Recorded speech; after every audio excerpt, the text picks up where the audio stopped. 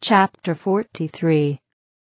When Joshu was grown up and ready for his labor, God, son of Joshu, provided a host of 100 million angels to make a line of light from his holy counsel down to the earth, and they so made it.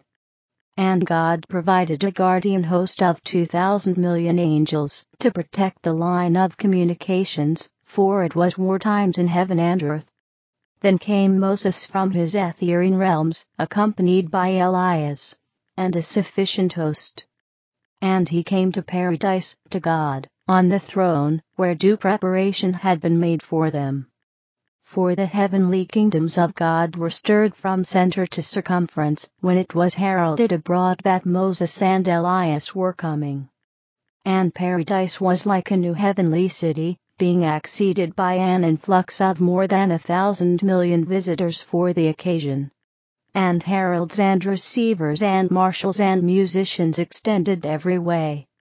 A whole book might be written on the glory of the occasion, when that ethereal ship descended from the higher heavens.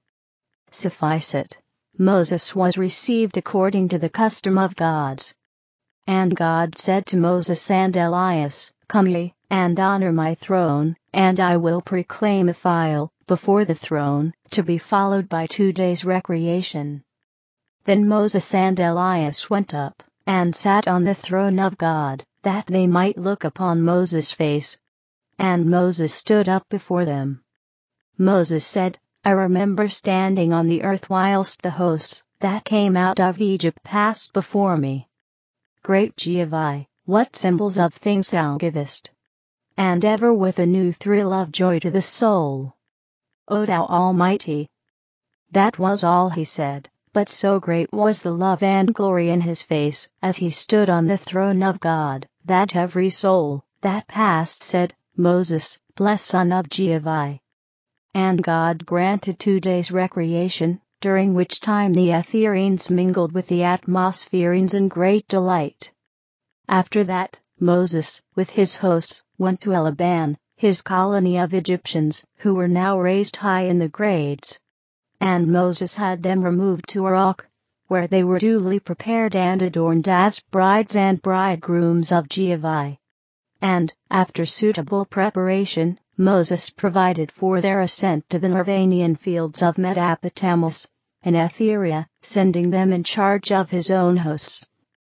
After that, Moses and his remaining hosts descended to the earth, to Canaan, that is Canaan, to the tribes of Essenes, which had been raised up by Elas, Pharaoh.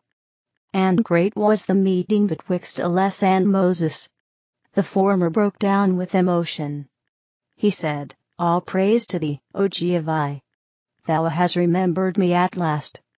Moses came to him, and said, "I have come for thee, O Nugan. I have a place prepared for thee and thy hosts in my ethereal kingdoms. Thou hast done well." Then Moses and his hosts drew their Van down to the angel camp, which was near the camp of the mortals, the Essenes, and they made the light to fall upon the boat. And it came to pass that many of the Essenes looked up and beheld the Van, calling it a chariot. And Moses and Elias went, and stood before Joshu, that is, Jesus, and he saw them. Moses said unto him, my son, the light of Eloah is upon thee. Israel, through thee, shall regain the all one, which was lost." Thereupon, Moses and his hosts, together with Elas and his hosts, went into the Van, and immediately took course for paradise, God's heavenly seat, where they arrived in due season. And, after 3 days, they again entered the fire ship, and took course for Moses' ethereal realms,